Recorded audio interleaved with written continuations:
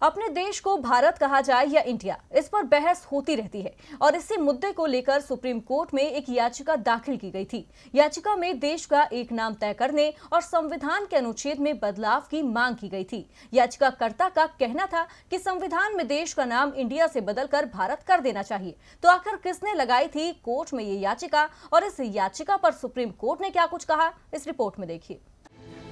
संविधान में देश का नाम क्या होना चाहिए, ये मसला आज सुप्रीम पटल पर पहुंच गया।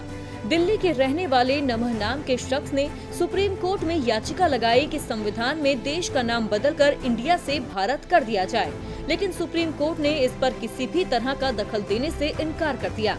सुप्रीम कोर्ट ने कहा, याचिकाकर्ता अपनी याचिका की कॉपी संबंधित मंत्रालय को प्रतिनिधित्व यानी रिप्रेजेंटेशन के रूप में भेज सकता है, जो उचित रूप से इसका प्रतिनिधित्व तय करेंगे। दरअसल संविधान के अनुच्छेद 1 में कहा गया है कि भारत अर्थात इंडिया राज्यों का संघ होगा।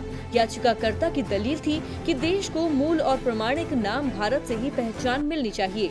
याचिकाकर्ता का कहना है कि इंडिया शब्द से गुलामी झलकती है और इसीलिए उसकी जगह भारत या हिंदुस्तान का इस्तेमाल होना चाहिए।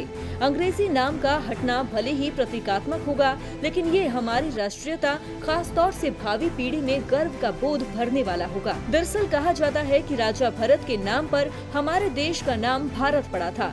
मध्य युग में देश में तुर्क और ईरानी आए जो स का उच्चारण ह करते थे और इससे सिंधु का अपभ्रंश हिंदू हो गया और देश को हिंदुस्तान नाम मिला। उसके बाद अंग्रेजों ने देश पर राज किया और उन्होंने इंडस वैली यानी सिंधु घाटी के आधार पर देश का नाम इंडिया कर दिया, क्योंकि उनके लिए भारत या हिंदुस्तान कहना असुविधाजनक था। और जब देश की आजादी के बाद संविधान बना तो उसके पहले अनुच्छेद में लिखा है कि इंडिया अर्थात भारत। अब याचिकाकर्ता केंद्र सरकार को इस मामले पर ज्ञापन सौंप सकता है। उस पर केंद्र सरकार का क्या रुख रहता है, ये तो आने वाला वक्त ही बताएगा।